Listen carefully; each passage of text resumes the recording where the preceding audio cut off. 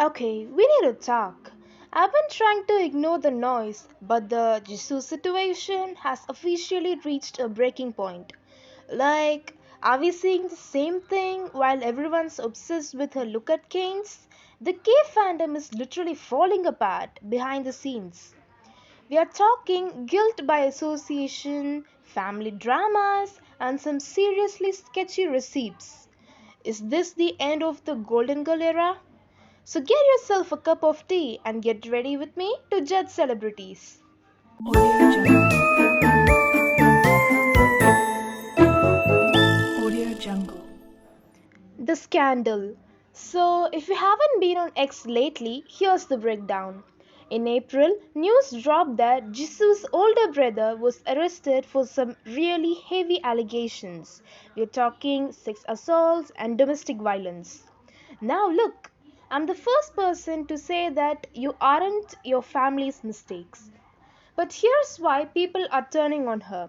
Her agency, Blissoo, they promised us she was independent, but fans started digging into the business filings and found his name all over the company's registrations. So, is she just a boss baby or is she actually funding her brother's legal defense? That's where the sisterhood vibes gets a little dark. The ignorance of it all. And can we talk about the ignorance angle? Because the timing is just yikes. While these reports were peak viral in Korea, Jisoo was out here at Cannes living her best Dio life. I get that she has contracts to fulfill, but for a lot of people, the silence is deafening. It feels less like staying professional and more like she's just ignoring the room. In 2026, you can't just post a flower emoji and expect people to forget that your own company is tied to someone facing these charges. It's giving tone deaf, and the fans are tired of the PR scripts.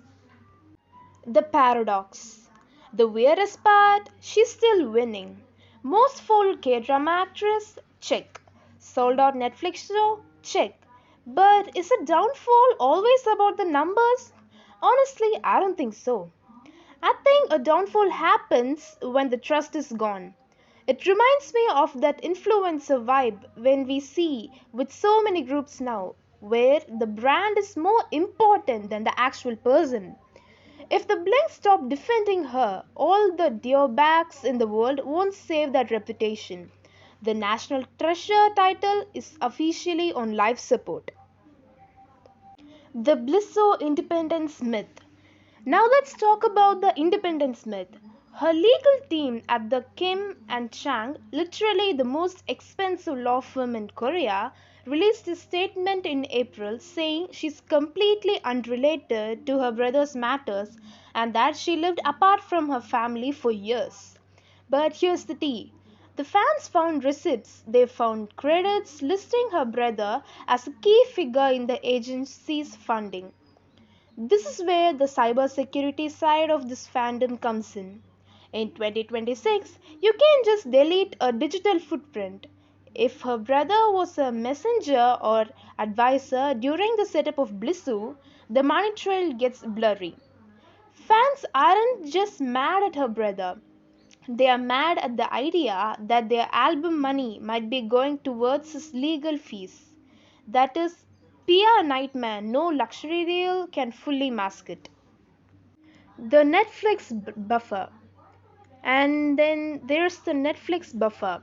Her new show, Boyfriend on Demand, is a massive hit right now. In the past, a scandal like this would get an actress edited out of the show. But because it's a global streaming hit, the domestic Korean backlash matters less than the global watch time. This too big to fail energy in action. When your success is tied to global algorithms, you become uncancelable in the traditional sense. You can be the most hated person on a Korean forum and the most streamed person on Netflix at the exact same hour. It's a paradox that it's changing the way we look at idols. They're moving from national treasures to global assets. So, what's your vibe? Are we still standing or have you officially checked out? Is it fair to cancel her for something she didn't personally do it? Or is the ignorance just too much to handle? Drop your thoughts in the comments. I'm genuinely curious.